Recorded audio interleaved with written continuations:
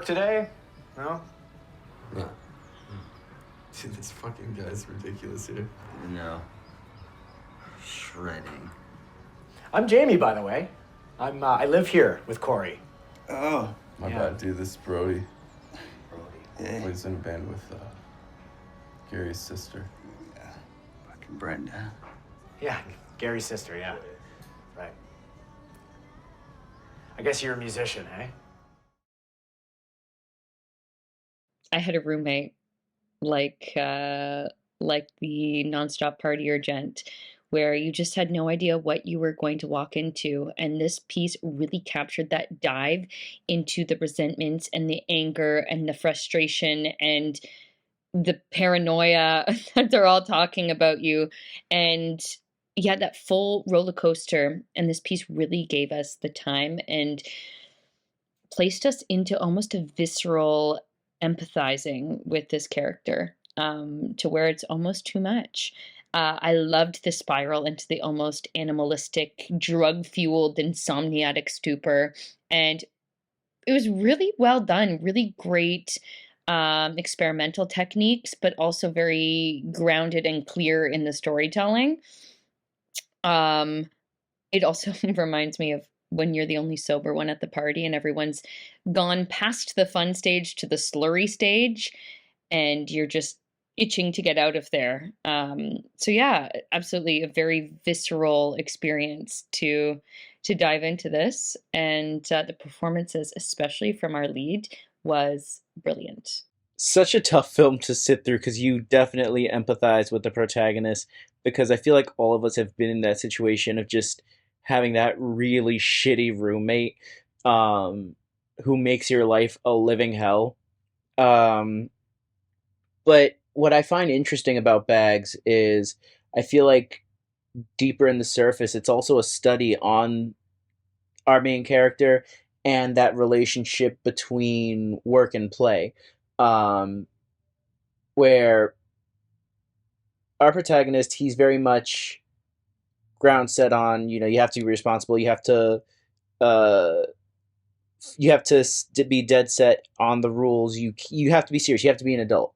Whereas his roommate is very much always playing, always having fun, always being loud and energetic. So while he's always criticizing this and always deeming it childish, uh, you can see that deep down there's this resentment, there's this jealousy, uh, what he would give to just be able to do whatever he wants. And I feel like that's where the ending comes in, where he finally has that moment, he finally has that freedom, even though, yeah, the his roommate's a dick.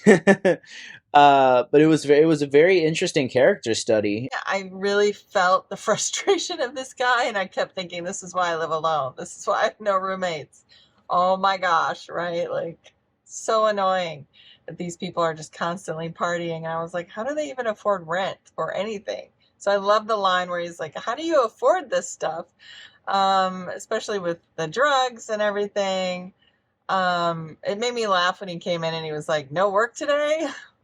And then the other guy was like, thanks, Lance, Tour de France. So a lot of great script here, a lot of great writing.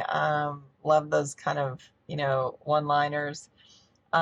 Mirror. Okay, so I wrote down the mirror with the shaving cream made me laugh. So when he was standing in the mirror, after he was kind of going a little nutty, making fun of these people, driving him crazy, that was a great scene. I thought that was really fun.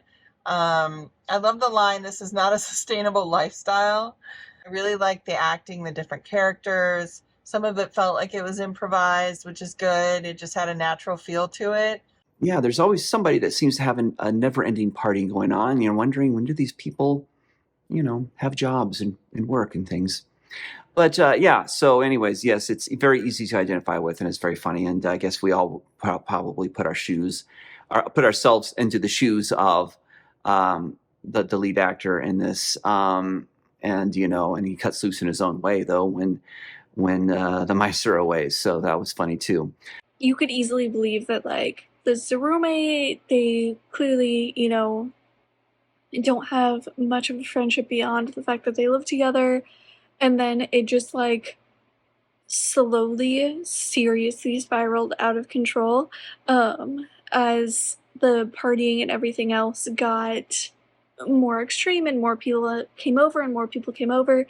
And so I really liked that they started off with like him just being annoyed at his roommate and it seeming like relatively normal, and then it slowly just got like I said, wildly out of control. I thought that was really fun to the point that, you know, even after his roommate left and he was just partying by himself then, I really enjoyed it. I thought it was great. I thought that it moved really well.